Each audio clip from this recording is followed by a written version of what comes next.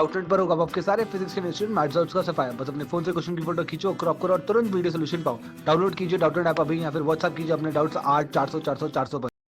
A resistor circuit is constructed such that 12 resistors are arranged to form a cube as shown in figure। हमें क्या दे रखा है कि हमारे पास एक रेसिस्टर का सर्किट है, ठीक है, और ये सर्किट कुछ इस तरीके का है कि इसमें 12 रेसिस्टर्स का यूज हुआ है और इसका जो अरेंजमेंट है वो एक क्यूब की तरह है, ठीक है। अब क्या आगे दे रहा है हमें, each resistor has a resistance of 2 ohm. हर रेसिस्टर की वैल्यू दे रखी है कि कितनी है, 2 ओम, ठीक है। The potential difference of 30 volt is applied across the two of the opposing points as shown. हमें दे रखा है कि हमने 30 वोल्ट का पोटेंशियल डिफरेंस अप्लाई किया है दो अपोजिंग पॉइंट्स पे।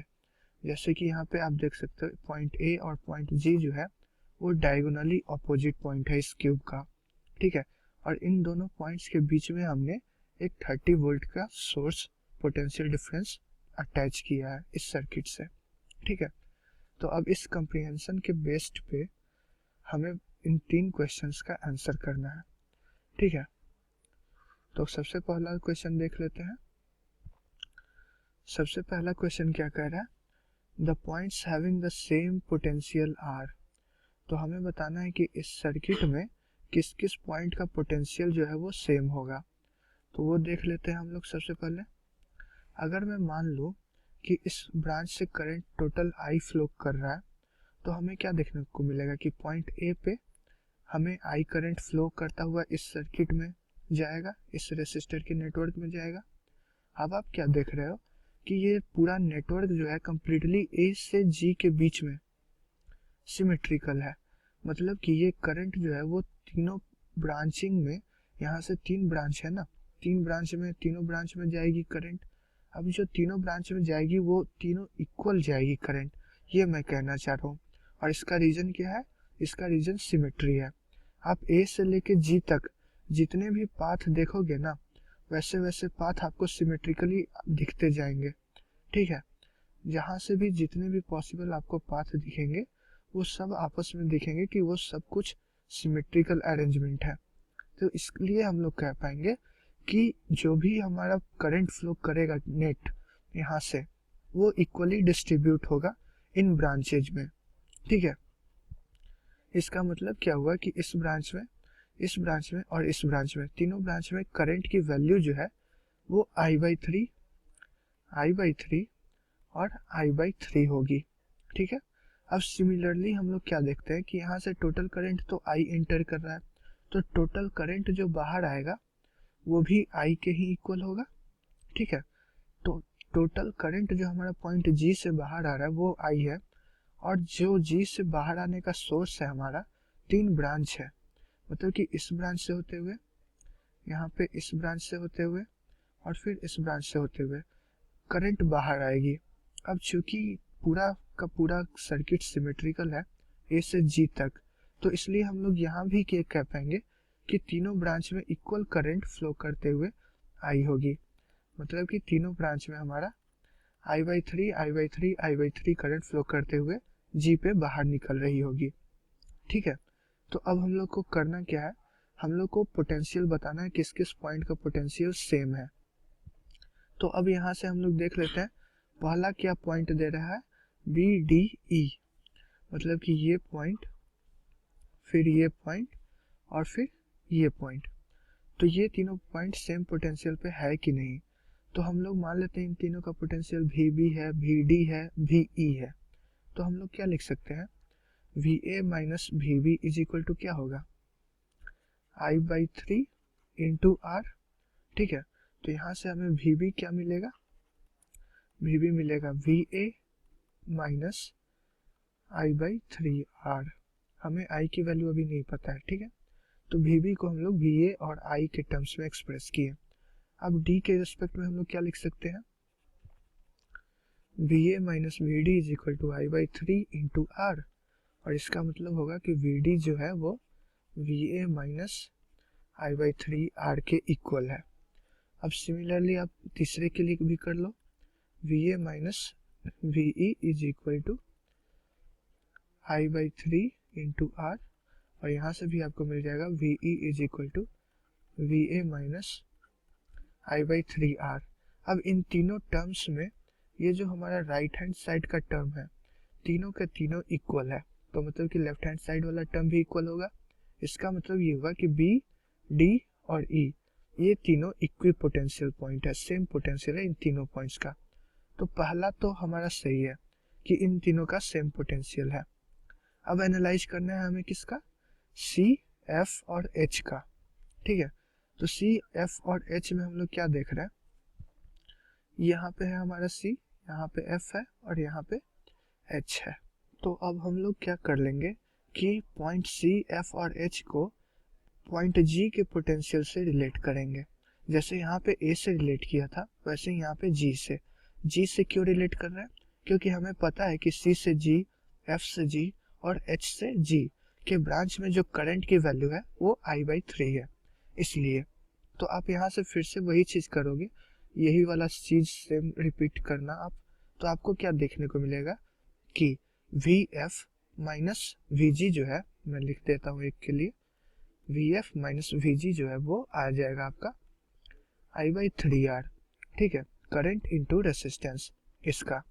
तो यहाँ से आपको क्या मिल जाएगा, V F is equal to V G plus I by 3 into R, ये आपको मिल जाएगा। तो अब आपको यहाँ से क्या दिखेगा कि सिमिलरली वी एच जो है वो भी यही टर्म आएगा और वी सी जो है वो भी यही टर्म आएगा, क्योंकि वी जी तो तीनों में कॉमन ही रहेगा और आई बाई 3 करंट ही फ्लो कर रहा है तीनों ब्रांच में। तो इसका मतलब क्या हुआ कि ये जो हमारे तीन पॉइंट्स हैं सी, एफ और एच, ये तीनों भी सेम पोटेंशियल पे है। अब हमें कंपेयर करना है थर्ड का, पॉइंट सी और पॉइंट ई का, कि ये दोनों सेम पोटेंशियल पे है कि नहीं। तो आपको यहाँ से क्या दिख रहा है कि इस ब्रांच में हमारा करंट की वैल्यू कितनी है, आई बाई 3। तो यहाँ पे हमारा आई बाई 3 करंट पहुंच रहा है। अब पॉइंट सी से हमें क्या देखने को मिल रहा है कि यहाँ पे हमारे आई बाई 3 करंट फ्लो कर रही है। ठीक है, तो अब यहाँ से आप देखो तो पॉइंट बी का जो पोटेंशियल है वो पॉइंट ई का पोटेंशियल के इक्वल है। ठीक है, तो अगर ई और सी का पोटेंशियल सेम होगा तो पॉइंट बी और ई का भी पोटेंशियल सेम होगा। लेकिन यहाँ पे आप देख सकते हो कि इस ब्रांच में कुछ ना कुछ तो करंट फ्लो करेगा ही, क्योंकि ये आई बाई 3 करंट यहाँ पे पहुँच रहा है। तो यहाँ से दो ब्रांच हमें देखने को मिलेगा, एक तो ये वाला और एक ये वाला। अब इस दोनों में करंट जो है वो डिस्ट्रीब्यूट होगा, तो हम लोग क्या कह पाएंगे कि इस ब्रांच में जो भी करंट होगा उसको मैं नाम I1 दे रहा हूँ। वैसे सिमेट्री से आप कह सकते हो कि ये जो दोनों ब्रांच में करंट है वो इक्वली ही डिस्ट्रीब्यूट होगा। यानी कि कहने का मतलब कि आई बाई 3 करंट आ रहा है तो आई बाई 3 का हाफ जो होगा वो दोनों ब्रांच में इक्वली डिस्ट्रीब्यूट होगा। लेकिन मैं इस क्वेश्चन को आंसर करने के लिए मैं मान ले रहा हूँ कि I1 करंट फ्लो कर रहा है। तो हम लोग क्या लिख पाएंगे, वी बी माइनस वी सी जो है वो हमारा I1 इंटू आर के इक्वल होगा। इसका मतलब कि ये टर्म अगर नॉन जीरो है तो वी बी और वी सी कभी इक्वल नहीं हो सकता। तो इसका मतलब हुआ कि सी और ई का पोटेंशियल इक्वल नहीं हो सकता। तो अब इसके ऑप्शन चेक करते हैं।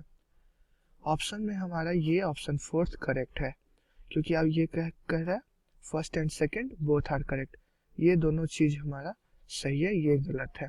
ठीक है, अब अगला क्वेश्चन इस कॉम्प्रिहेंशन का क्या कह रहा है, ये कह रहा है if we replace resistor between A and B and resistor between G and H by wires of zero resistance. मतलब कि हम लोग यहाँ पे आप देख सकते हो कि ये जो रेसिस्टर है और ये जो रेसिस्टर है पॉइंट ए और बी के बीच में और जी और एच के बीच का, इन दोनों को हम लोग एक जीरो रेसिस्टेंस के वायर से कनेक्ट करेंगे। तो हमें बताना है कि आगे क्या होगा। जब जीरो रेसिस्टेंस के वायर से यहाँ पे कनेक्शन होगा तो हमें क्या देखने को मिलेगा कि पॉइंट बी का और पॉइंट ए का पोटेंशियल सेम हो गया। सिमिलरली पॉइंट जी और पॉइंट एच का पोटेंशियल सेम हो जाएगा। तो अब आगे देखते हैं। Then the points having the same potential are. तो हमें फिर से बताना है कि किन किन पॉइंट्स का पोटेंशियल सेम होगा। तो ये ऑप्शन और ये ऑप्शन तो क्लियर है, क्योंकि कोई भी अगर वायर से कनेक्टेड होती है, कोई भी दो पॉइंट हमें केवल वायर से कनेक्टेड है जिसकी कोई रेसिस्टेंस नहीं है, तो वो पॉइंट्स हमेशा सेम पोटेंशियल पे होती है। तो ये दोनों तो करेक्ट हो गया। तो अब हमें इससे एनालाइज करना है कि ये सही है कि नहीं। तो ये पॉइंट कौन कौन सा है, DECF, मतलब कि ये पॉइंट D, E और C और F, ये चारों पॉइंट का हमें कंपैरिजन करना है कि सेम पोटेंशियल पे है कि नहीं है। तो सबसे पहले तो आप सर्किट देख लो। ये जब वायर को आप हटा दोगे तो आपको सर्किट जो है वो कुछ इस तरीके का दिखेगा। मैं सर्किट को बनाने की कोशिश कर रहा हूँ, ठीक है। क्यूबिकल शेप था हमारा, ठीक है। यहाँ पे इस क्यूब के जो दो एज है वो अब मिसिंग हो जाएंगे, ठीक है।